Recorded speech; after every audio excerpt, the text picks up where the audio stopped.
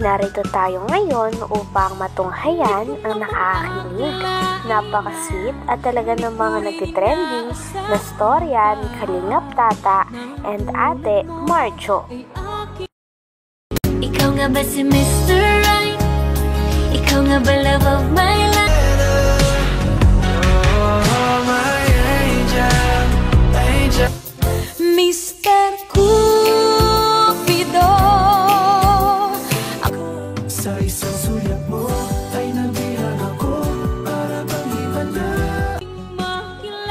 Si Kalingap Tata ay isang miyembro ng Kalingap Team.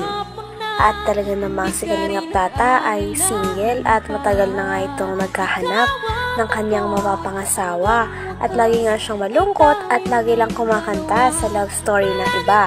Ngunit simula makita niya si Ate Marjo ay talagang parang nagliwanag ang mga mata nito at parang sa palagay niya ay nakita niya na daw talaga ang matagal niya nang hinihintay at gustong mapangasawa. Sino nga ba kasing hindi maaakit sa kagandahan ni Ate Marjo, lalo na sa napakaganda niya mga ngiti. Kaya naman simula nakita ni Kalingap Tata si Ate Marjo ay talagang nabihag na ito at binabalik-balikan niya na nga ang dalaga sa tindahan nito. At nung araw nga na yon ay talagang hindi na nakapagpigil si Kalingap Tata at sinimulan niya ng haranahin o ligawan si Ate Marjo. Habang kinakantahan naman ni Kalingap Tata si Ate Marjo ay talagang kinikilig din si Ate Marjo dahil napakaganda nga naman ng boses ni Kalingap Tata. Grabe at napakarami nga din nilang supporters doon at kinikilig nga din sila sa dalawa sapagkat kitang-kita na parang may chemistry talaga ang dalawa na ito. ikaw nga ba si Mr. Right? Ikaw nga ba love of my life?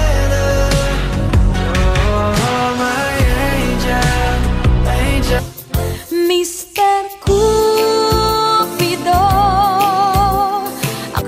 sa isang sulyap mo ay nabihan ako para bang ibanda. ikaw nga ba si Mr. Right? Ikaw nga ba love of my life?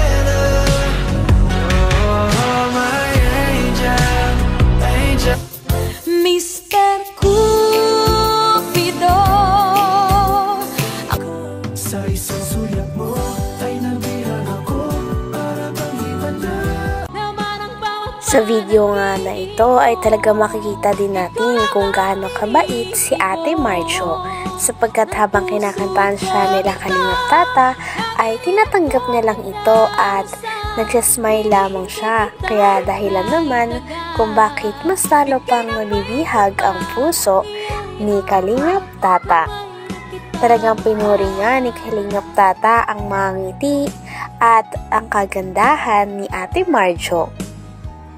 Pati rin ng mga kasama ni Kalingap Tata ay talagang botong-boto nga at pinupush si Kalingap Tata sa panliligaw kay Ate Marjo. Sapagkat napakaswerte nga naman kung sasagutin siya ni Ate Marjo dahil sa kagandahan nito. Nagpatuloy lamang ang pagkanta ni Kalingap Tata sa dalaga na ito habang sinusuportahan naman si Kalingap Tata ng kanyang mga kasama. Habang kinakantahan din ng Kalingap Tata si Ate Marjo ay hindi na rin tumigil sa kakangiti ang dalaga na ito sapagkat kitang-kita din na kinikilig at talagang nai-impress siya sa boses ni Kalingap Tata na napakaganda nga naman tuwing kumakanta. Habang si Kalingap Tata ay todo pasikat sa kanyang pagkanta dahil gusto niya rin na talagang mapasagot o makuha ang napakagandang dalaga na ito. ikaw nga ba si Mr. Right? Ikaw nga ba love of my life? Oh, my angel, angel. Mr. Cupido, Sa isang sulyap mo ay nabihan ako para bang ibanda. ikaw nga ba si Mr. Right? Ikaw nga ba love of my life? Oh, my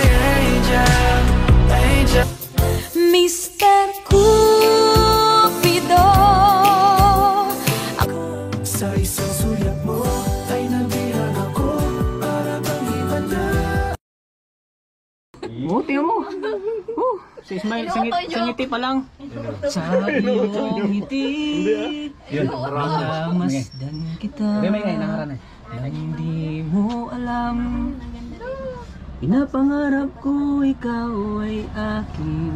Ay, grabe. Pandas pa ta. Sige, tuloy mo tol. Tuloy mo tol. Pulang labi. Ay, mapula talaga ang labi niya. Matingkad mong ngiti. Matingkad talaga ang ngiti niya. Maabot hanggang sa langit.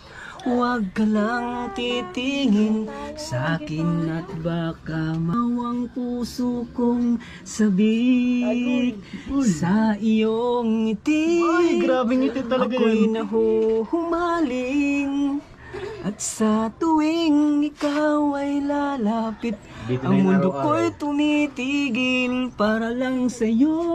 Wow. Ang awit ng aking puso. Sana all. Nang natapos na nga ang unang kanta ni Kalingap Tata, ay tinanong din nila si Ate Marjo kung nag-e-enjoy ba ito. At syempre talagang inamin ni Ate Marjo na talagang nag-e-enjoy siya at napakasaya niya rin sapagkat hinaharana siya ni Kalingap Tata. Binigyan din nila ng pangmerienda si Ate Marjo na 1,000. Ngunit talagang tinanggihan nito ni Ate Marjo at sinabi niya naman na busog pa siya at marami naman silang mga pagkain dahil may tindahan nga sila. Dahil sa hindi pagtanggap ni Ate Marjo ng pera ay talagang makikita ng mga tao na napaka-genuine at napaka-totoong tao niya sapagkat hindi niya talaga tinatanggap ang mga pera at hindi rin siya ganung tao na umaasa sa pera. At dahil nga dito ay talagang parang na-fall pa nga talaga si Kalingap Tata. At pagkatapos naman nun ay inabutan nga nila ng flower si Ate Marjo. Kaya naman talagang todo ngiti ito at tawang-tawa ito sa mga kasama ni Kalingap Tata dahil lalong nakakakilig ang mga support at hiyawan nila. Pagtapos namang abutan ni Kalingap Tata si Ate Marjo ng flower, ay tinanong niya din kung pwede daw bang manligaw. At talaga sinabi naman ni Ate Marjo na tanongin niya daw muna ang mama ni Ate Marjo kung papayag ito, sapagkat gusto niya na ang mama niya ang magde-decide kung karapat-dapat ba si Kalingap Tata na manligaw. Pagkatapos naman nun, ay hindi na rin ulit nakatiis si Kalingap Tata at talagang gustong-gusto niyang kinakantahan si Ate Marjo sapagkat sa tuwing tinitignan niya nga ang dalaga ay parang nabibihag at nahuhulog siya ng paulit-ulit dahil sa kagandahan at napaka-cute na ngiti ni Ate Marjo. Sabihin mong lagi ako'y iyong mahal at hindi panandalian kundi panghabang buhay, hindi magtataksil kahit na kailanman. Pakita seryoso ka, ate. Dahil lang tibok ng puso ko ay iisa ang nararamdaman. Sobrang napasaya natin si ate ngayong araw. Yung nagulo ngayong araw, no? So, thank you. Tumitingin ka, natutuwa kasi iwanan natin ako. Bakit kapag lumalapit ka, kumakabog ang puso ko? Bakit kapag nandito ka, nababaliw ako? Baliw ka na? Nababaliw sa tuwa ang puso ko. Sa isang sulyap mo ay nabihag ako, para bang himala ang lahat ng ito. Sa isang sulyap mo, ayos na ako. Sa isang sulyap mo, napaibig ako.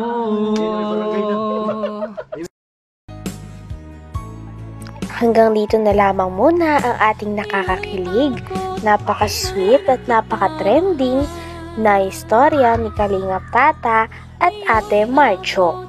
Maraming salamat sa inyong panonood. Hanggang sa muli. Bye!